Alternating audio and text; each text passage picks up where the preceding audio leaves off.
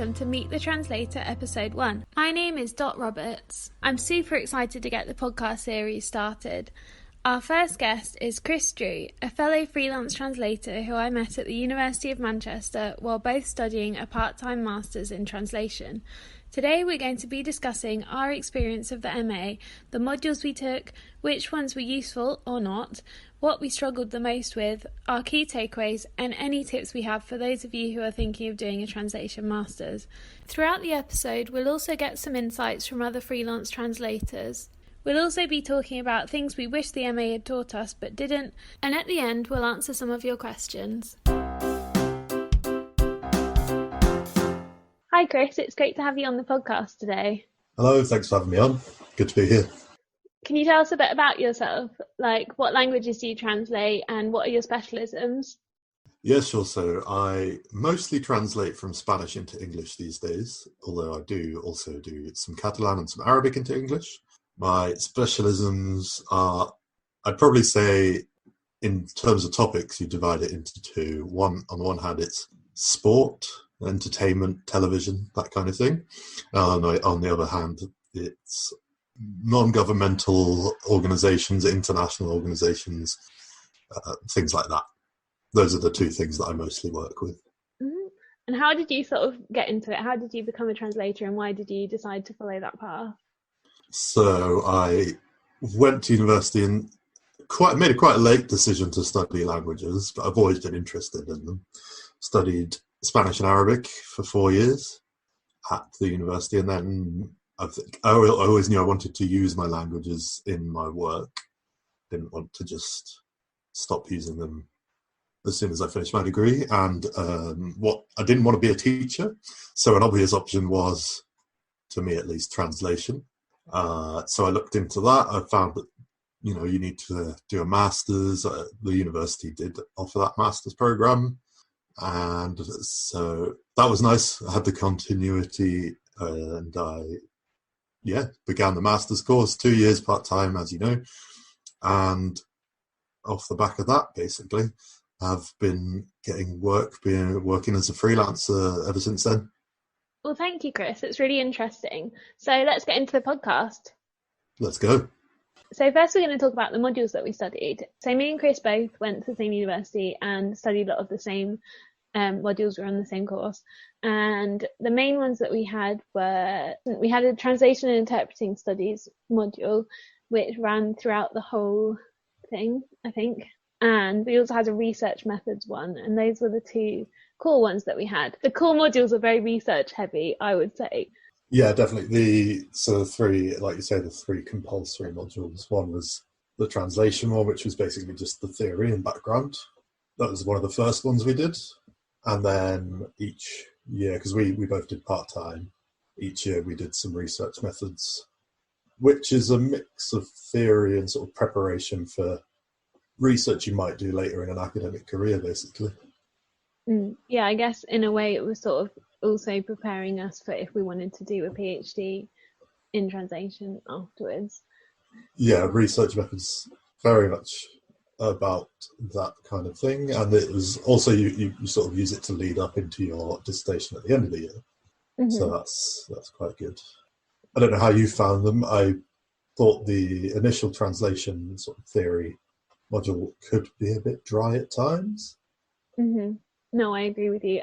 To be fair, it was dry at the time, but that was because it was like the first thing we did when we came into the Masters, and you come into it expecting to do a lot of translation, and the first thing we did was learn how to do some research and learn about translation through the ages.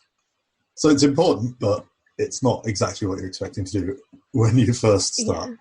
No, yeah, I agree with you. I remember feeling like that as well. And I think also because we did it part-time over 2 years, we had to wait quite a while before we could do the modules that we were really interested in doing. We had to get through a lot of other stuff before we could do the exciting things. And there were some really exciting modules on our course. We both did audiovisual translation. We also did translation technologies, which I think was a really interesting one, where we looked at sort of, the technology in translation. We also both did translation media culture, as well as translation project management and professional ethics. And then there were 2 that we did separately, I think. So I did literary translation and you did, what was it? Yeah, I did translation for international organizations, which is a mouthful. Yeah. So there were a lot of things to choose from, and you could do things that interested you, and it wasn't all theory, but it was just. Yeah, I think that's something worth mentioning, is that there were sort of 2 different types of module that you could choose from throughout the degree. So on the one hand, you had the theory-based ones, things like the translation and interpreting studies, the research methods, translation and media culture, where it was a lot more of a study of the theory of translation in various guises. And then you had the more practical units, like, in my case, translation for international organizations, or literary translation in your case. Mm-hmm. And they were much more hands-on. You still had the theory, you still were given a grounding in how translation worked in those fields, but you also got to spend a lot more time in smaller tutorial groups with language specialists, either lecturers or other people from the university, going over example translations and developing the skills that way. Yeah, and I remember there was one of them as well where we got to do a presentation. That was the translation and media culture one, but that was good. Yeah, I think I really enjoyed doing the group work. I preferred the more sort of practical side of things. I definitely preferred the practical units, because, as I say, I went into it, I really wanted to be translating. Not everyone, I suppose, that does the masters wants to be a translator, but that was definitely why I started. And so the units where I got to do a translation, be told what was good, be told what wasn't good, and work and improve on that were definitely my favourite. That being said, theory is good too, it's important, and I was especially glad to be made aware of the world of Lawrence Venuti and foreignization, which I'm sure you can come to later down the line. I think another interesting part of it was the fact that we had there were a lot of people doing a lot of different languages on our course. So when you did sort of group work and that kind of thing, you could sort of think about translation from in the perspective of different languages as well as just the ones that you know, and notice that like the differences between languages and the different kinds of challenges that come up that you might not necessarily have ever come across before in your translation. And it's quite cool to be able to work together with other people with the different languages and learn about it that way as well. So I did like the fact that we all had different languages going on. Yeah, there was a good range. There's a good range, and that gives you different perspectives, which I think is really important when you go into the profession. Mm-hmm. So we've had a message in from Tomáš, who talks about his experience of what it's like studying at a Czech university. Hi Dad, thanks for having me. My name is Tomáš and I come from the Czech Republic, where I also got my master's degree from translation studies. Long story short, it was a blast. There are only about 20 people accepted into the study program each year, which might sound surprising, but it has its benefits. The best and most valuable one was definitely personal feedback. And since the study program was around 75% practice-oriented and only about 25% theory-oriented, there were a lot of translations from all sorts of different registers and domains to get feedback on. Basically, the professors would go through the source text segment by segment and showing us how other students translated it. Seeing where my classmates were making mistakes or doing well as learning about my strengths and weaknesses, helped me improve tremendously. To be honest, I can't imagine what it's like to start being a freelance translator without all the lessons I learned during my studies. Thank you for sending that in, Tomáš. It's really interesting to hear your experience. Yeah, that's really interesting, the way that they got everyone's translations and sort of compared them as a large group. I'm not sure how I'd feel about that, but you can definitely learn a lot from looking at how other people translate things. It actually reminds me quite a bit of a module I did in my undergraduate degree, which was a translation module. And we worked, because my degree was German and Dutch, we had half of the class was English people who spoke German and half the class was German people who spoke English, and we did a translation in like pairs, so there was like one English person, one German person, and we'd do it into and out of German and then help each other, and that was a really cool thing that we did. That sounds interesting, kind of like translation Chinese whispers almost. Yeah, it was just really cool to like to see both sides, and actually it's so helpful working with someone who has the other language. Yeah, you get a much better sense of the hidden structure of the text, I suppose. We've also had a message in from Chloe.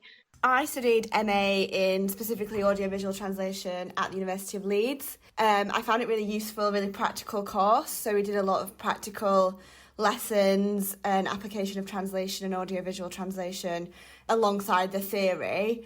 So we were taught by professionals who were active freelancers in the sector. So we got a real insight into what the industry was like rather than just an overview of the theory of translation. So that was really valuable. And we also got to do like practice projects. So some students would act as PMs, or the teacher would act as a client, for example. And then we'd also get marked on our kind of communication with the client and things like that. So it wasn't just getting marked on the translation work that we produced, but on our professionalism, which I think was really valuable because that's how it is in the real world after we graduated. So I think that was really, really useful. Thanks, Chloe. I found that really interesting that you got to do those practice projects. That's not something that we did during our degree, but it sounds something that would be really, really beneficial. I mean, just, getting an idea of how a professional workflow as a translator is something that I think everyone would benefit from. And that sounds like a really good program over at Leeds. Well done, Leeds. Mm-hmm. Yeah, it sounds great, doesn't it? We did have a bit of we got a bit of an insight into project management in that module about translation project management. We did that, but it was more sort of focused on the project management side of things than the freelancer side of things, and I feel like we learned sort of how to. We didn't have the one big joined up, almost a role play aspect of it, I suppose, that's been described here by Chloe. That sounds like quite an undertaking, but it sounds really useful. Yeah. So we've had a question in from Christina. Hi, my name is Christina. I am currently studying for a BA in Modern Languages. What did you enjoy while studying for the translation degree?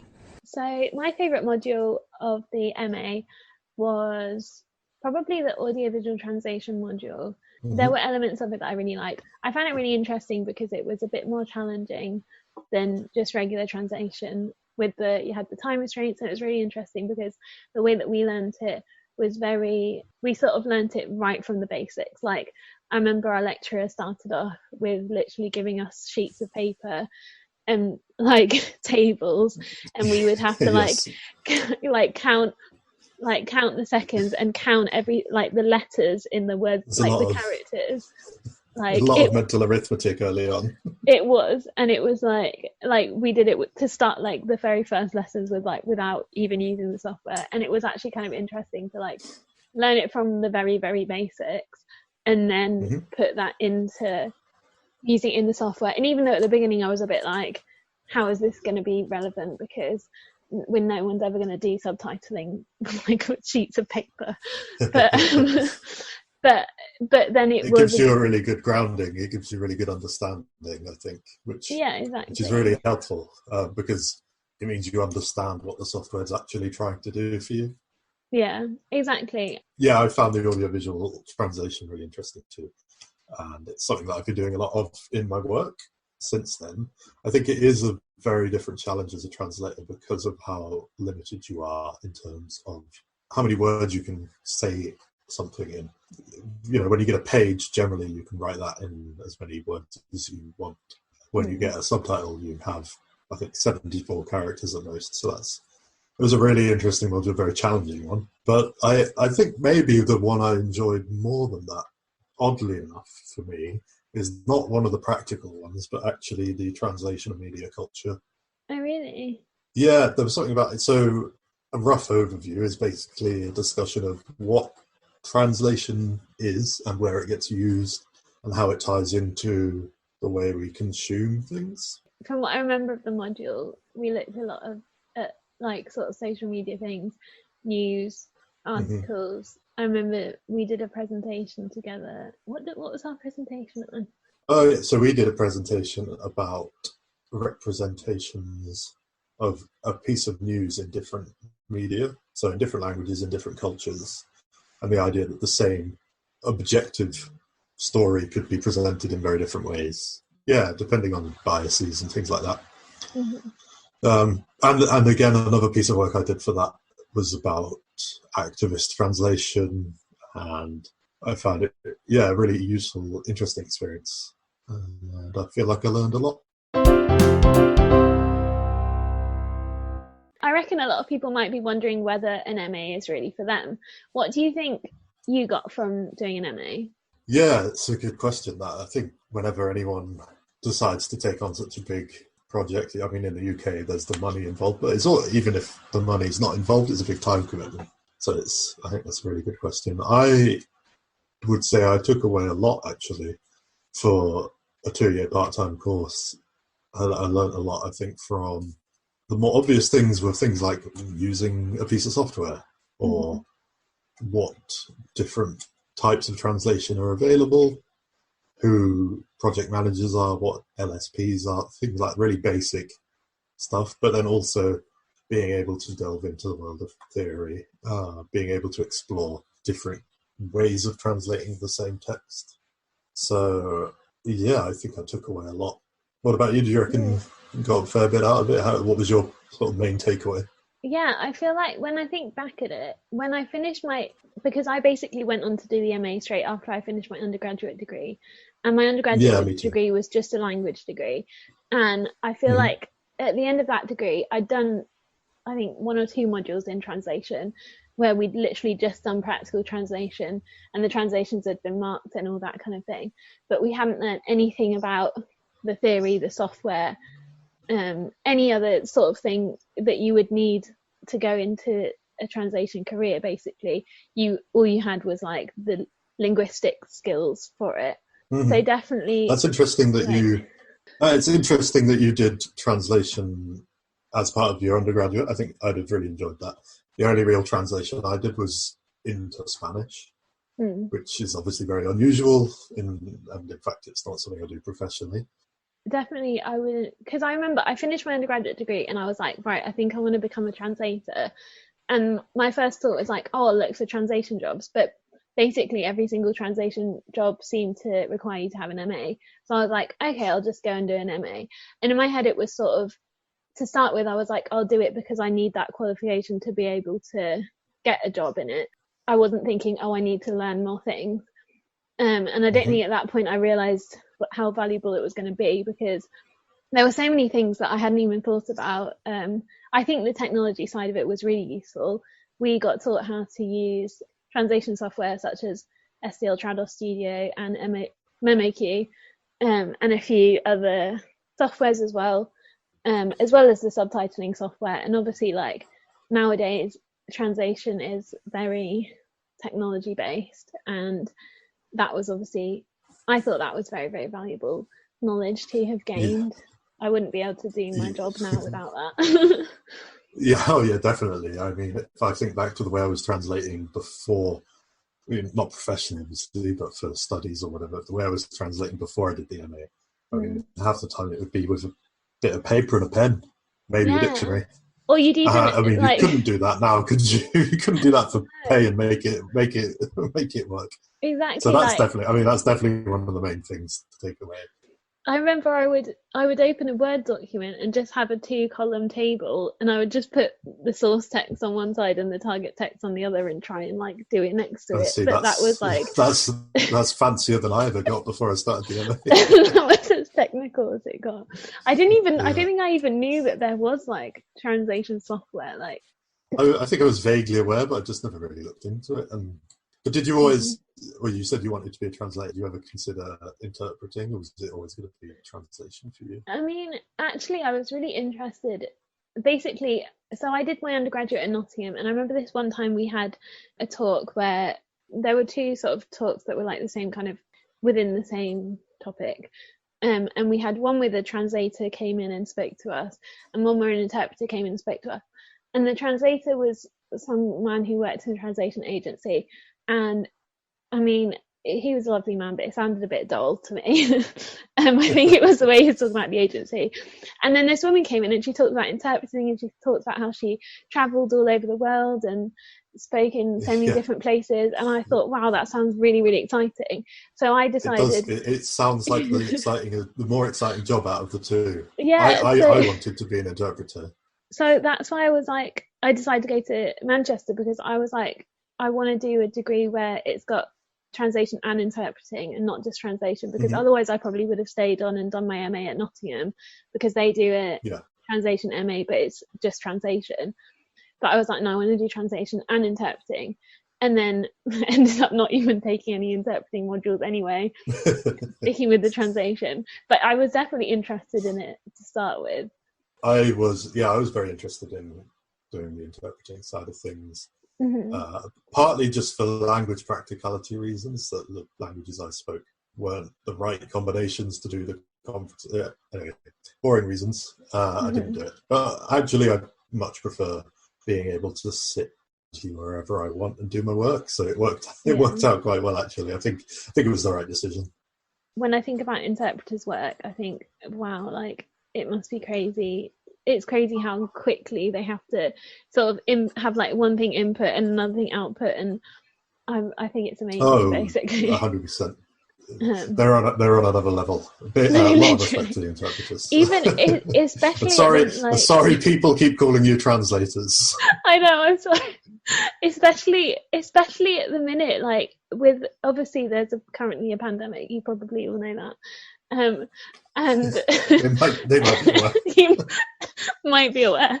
I've seen a lot of interpreters having to do, I mean, probably most interpreters at the minute are having to do all of their work online, over like Zoom calls like this or however else. And like, sometimes it's just not, it's definitely not the same as doing in person. So I don't know how they do it. Like, on top of having to actually do the interpreting to deal with like internet and like audio quality and all that kind of thing. So hats off to them. A lot of respect to the interpreters. But I mean, getting back to your question, I would say if anyone's considering it, go and have a look. But I would wholeheartedly recommend doing an MA in translation, because you learn a lot and you can use it to do some really interesting things.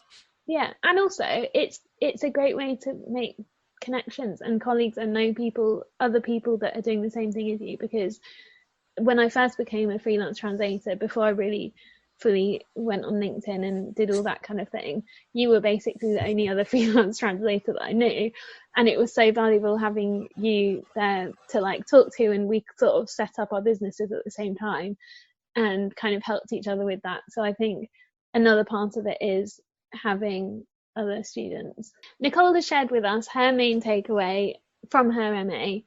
Hello, my name's Nicole Fenwick and I am a French to English translator specialising mainly in legal translation. I completed my Masters in Translation Studies at Durham University from 2017 to 2018, and it was definitely one of the best decisions I've ever made. I would say that my main takeaway from my Translation Studies Masters was niching down.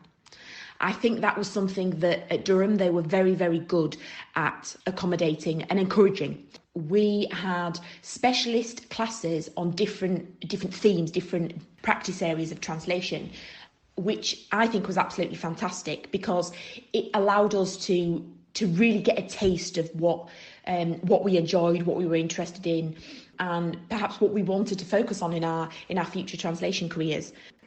Something that I found on my translation studies course was that it was very theory heavy, which was very interesting and actually much more relevant to professional practice than people think. Something that I became aware of quite quickly, really, when I went freelance after my Masters, was that I wasn't very well prepared for the technological side of the profession. I had to learn a lot when I started my translation practice. It was very much learning on the job. Probably the biggest thing that I wish I'd been taught is how to use translation technology better. Thanks, Nicole. That was really interesting. That's a very good point, actually, about finding a niche, and probably one that actually I didn't necessarily take away from my masters, but something that's become increasingly obvious since then. So it's interesting to know that Nicole got that from her masters, and encouraging as well. Yeah, I think it must be a really valuable thing, because I remember like finishing my MA and being like, what should I specialise in? Everyone has a specialism. I don't know what I like doing the most. I don't know what to specialise in. And apart from having done the audio-visual translation module, because I guess audio-visual translation has now sort of become my specialism. Apart from doing that, I was like, I don't know. I was trying to sort of try every single different area because I hadn't got that from my MA. So it's great that they offer that at Durham. It was interesting to hear what she wished her university had taught her but didn't. So is there anything that you wish that you'd have learned from our MA that we did but that they didn't teach you? Yeah, it's always a difficult question, because there's a bit of a case of grass is always greener. We've heard different things from a few different people today. It's been interesting. I like that, what Nicole said about finding a niche. I think more emphasis on that might have been useful. And also the idea from Chloe about what they did in Leeds with that role play, to really get a better feel of how it is to be a translator, working with other translators, working with proofreaders, working with LSPs, to get the whole start to finish process of a project. I think that would have been a really valuable experience. Other than that, though, we covered enough theory for my wants. I think we learnt enough of the different types of technology. So, yeah, I think those would be my main wishes. What about you? There anything you'd add to that?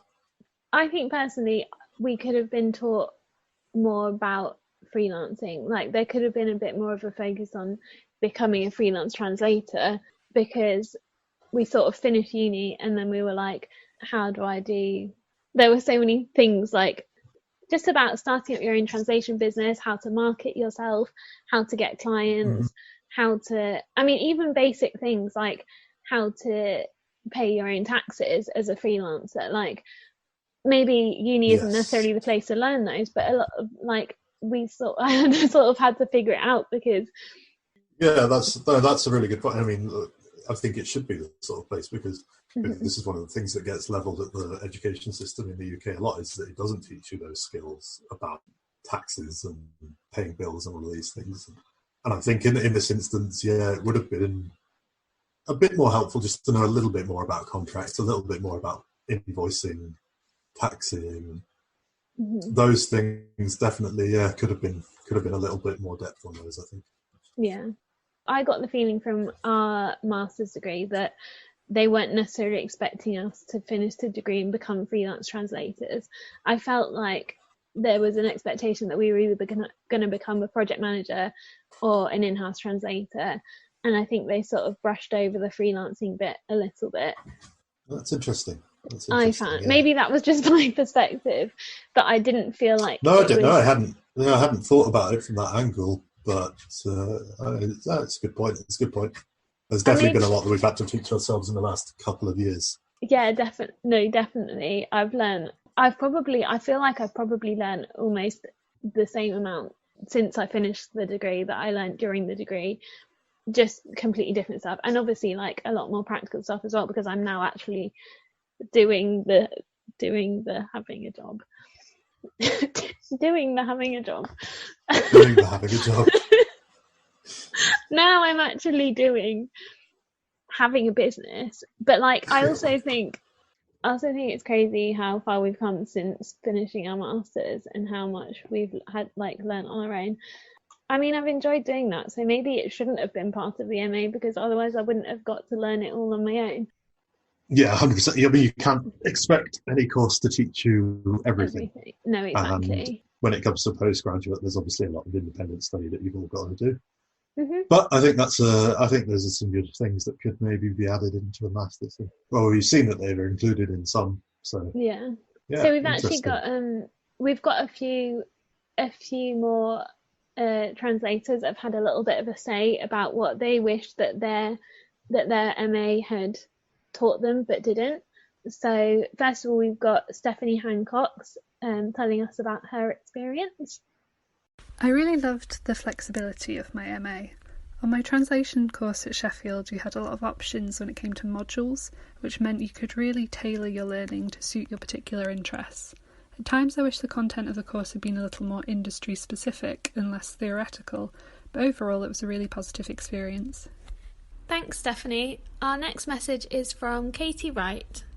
So I did an MA in editorial translation from 2017 to 2018 here at Murcia University in the south of Spain, from English and French into Spanish. It was good because there were lots of modules that we could choose from.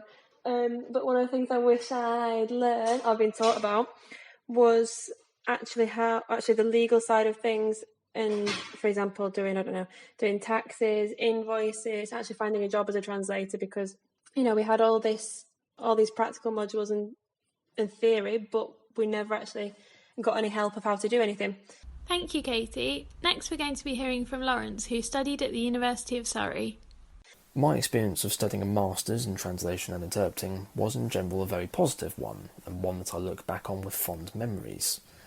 Having finished my Masters 2 years ago, I certainly would not hesitate to recommend it. Possibly you are listening to this podcast and deciding whether you want to go and study a Masters here. Something that one should do in order to become the best linguist that you possibly can. Thank you, Lawrence. We've got one final message from Kathy, who studied at Lancaster University. I graduated from my MA in Translation in 2019 and I really enjoyed the course. We studied a lot of translation theory during my Masters, which I enjoyed as I like learning about theory. However, we didn't get a huge amount of advice about translating as a career or beginning your freelance career. Both of these things would have been extremely helpful. My advice, if you're considering doing a Masters in Translation, is to look at the modules that are part of the course closely. Make sure that they cover the things you want to learn about and answer as many questions as you may have. Thank you, Kathy. It's certainly interesting to hear what other translation MA courses have to offer and what's missing from some of them. So there's probably a lot of people listening to this who are at the point when they're thinking of studying an MA in translation. Do you have any tips for those people who are looking to study an MA in translation? Okay, so the one thing that I've been telling people, or would tell people who are studying an MA, is look for experience doing actual translation as soon as you can. As early as possible in your degree. Try and find some good experience. So not bad experience. There is a difference. With decent people, respectable suppliers, and that will really help you, because once you come to the end, having a degree on its own isn't necessarily enough to find you work that pays the bills. So the sooner you can start getting experience under your belt and building up that CV, building up that resume, the better. I think that would be my number one suggestion for anyone studying to become a translator. More generally, for people doing the MA, my tip would be to read a lot and read early. Do the readings that you get set, but do more readings, because there is a lot of work in a postgraduate if you've not done one before. There's a lot of writing to be done that isn't just translating from one language to another. And the earlier you understand a topic, the quicker you'll be able to come up with a question to interrogate in an essay, the quicker you'll be able to find your interests. So yeah, do all the reading as early as possible and start doing reading outside of the core list as well. So those would be my two tips. Do work and do reading. I would definitely agree with you on the first one. I think that worked quite well with both of us as well, because we were both doing a part-time MA. It meant that we both had time to look for work outside of that. The reason I chose to do a part-time MA, honestly, was because I was like, I'm not going to be able to afford this without having a job alongside it.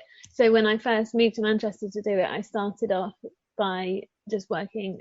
I worked in Lush as a sales assistant, and I did that until I could find translation work on the side. And I think as soon as I started doing that, then that's I see that as when my translation career started, about halfway through the MA, and that has been so beneficial for me. So I definitely would agree with you on looking for translation work while you're doing it. And with regards to the reading, I mean, I don't think I ever did any of the reading, so I can't really comment on that. I suppose I'm just going to be honest.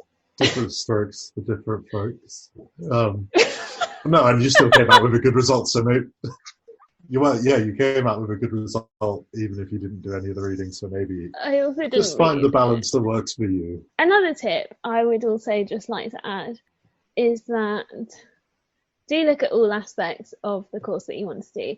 Do look at the specific modules. Think about what you're going to be interested in. Do things that you enjoy, because you want to be doing something you enjoy, because you're probably going to have to be doing a lot of theory. I mean, you might be someone that enjoys theory, but if you're not, then you're going to have to do bits that you don't enjoy.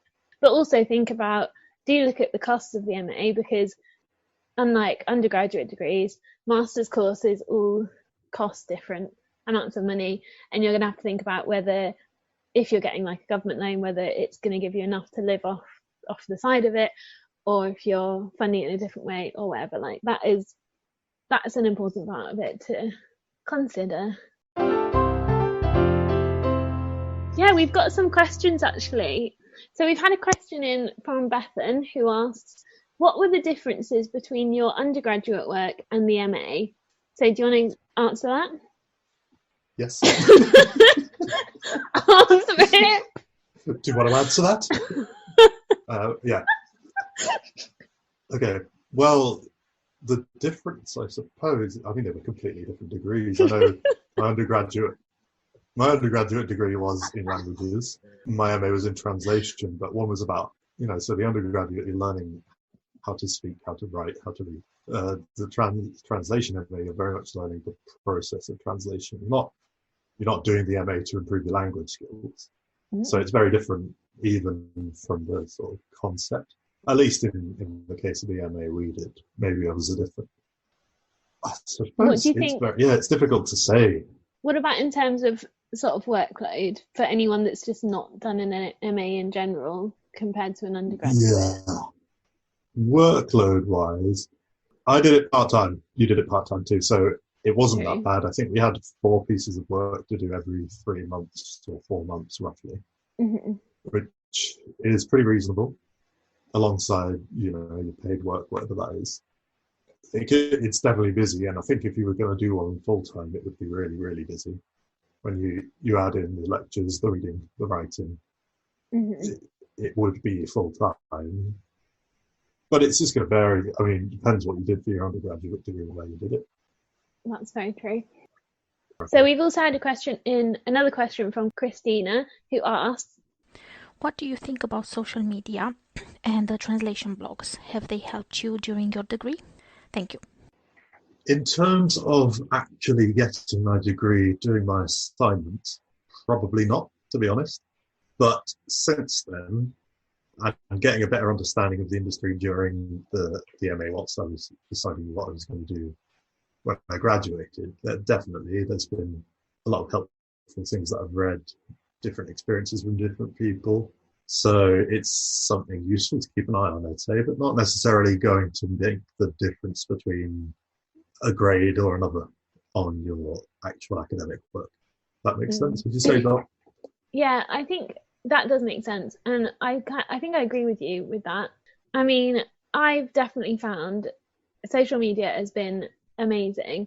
I've learned so much about the translation industry, about how to work as a freelance translator from other translators, because basically I only really got into LinkedIn towards maybe the middle of my degree, was when I started to realize how valuable it was. And I went on LinkedIn and I searched for people who were doing the job that I wanted to be doing. They were freelance translators already in areas that I was interested in, and I just connected with loads of them, and I sort of followed them and read about what they were doing day to day and how it was sort of like building an understanding of how the actual industry works. So I agree with you in terms of like getting the actual MA. It didn't really help in that sense. It didn't affect my grades, but it helped me have that extra bit of understanding that I needed when I finished that degree, going out into the the real life, the industry, and already having connections and learning about it from other translators sharing their experiences. Hopefully you doing this podcast will be another example of that for people. Yeah, I mean, hopefully this will help some people, I hope. And do you know what, one of the things as well is that a lot of people think, oh, freelance translating, you're sat at home on your own, it sounds like it could be a very lonely job. Do you know what I mean? Like, it's it wouldn't be difficult to do this job with very little social contact, but that's not the kind of person I am. So I make an effort to connect with people and talk to people, and I like to have lots of Zoom calls, and I like to chat with other translators and find out more about what everyone else is doing. And I mean, that's the main reason I'm doing this podcast as well, is because I just like to chat to other people, basically.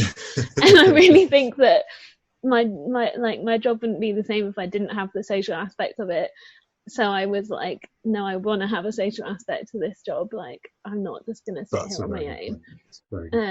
So that's like, it's another thing to like bear in mind, that you do you need to like force that more than you do maybe with an office job where you would have other colleagues just automatically there around you.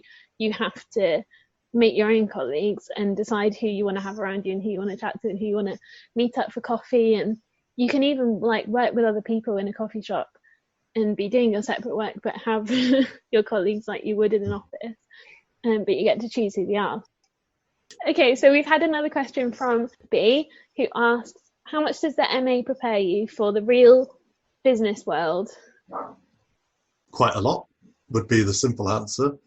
I now, at the end of my MA, I understood a lot of different tools that were available to me. I had a reasonable grounding in what it meant to be a freelancer, even if I didn't necessarily understand all of the processes.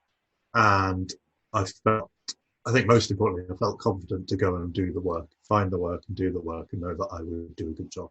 So yes, pretty well. A few areas I think we talked about earlier that it could do better. And I think that varies from what we've heard from a few different people today. That varies from course to course. But on the whole, I'm definitely a lot more prepared post-MA than I was pre-MA.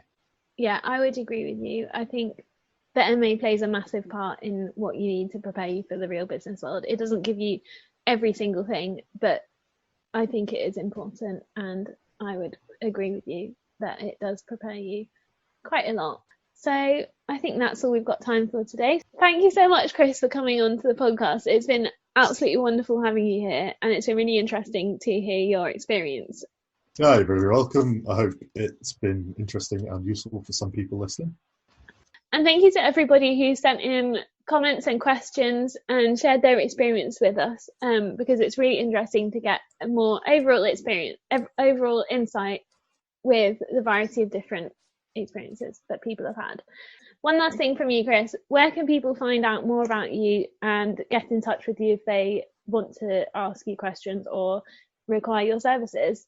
Well, people can find my website at www.cdrewlanguagesolutions.co.uk, or you can find me on LinkedIn, Facebook, Twitter, all under C. Drew Language Solutions, or Chris Drew MA on LinkedIn. Dot will, I'm sure, include a link or two in the show notes, so you don't have to work out how to spell my name. Thanks again, Chris. Very welcome. Speak again soon.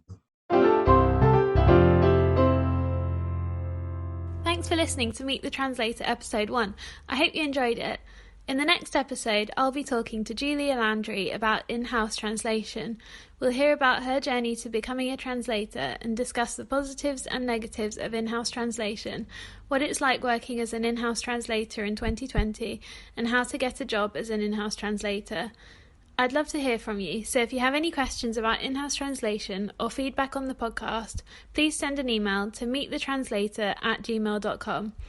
Thanks again to Chris Drew and for all the other translators who contributed to this episode, and thank you to Pippa Williams for creating the podcast jingle. Take a look at the show notes for more details, and for a transcript of the episode, visit www.robertstranslation.com.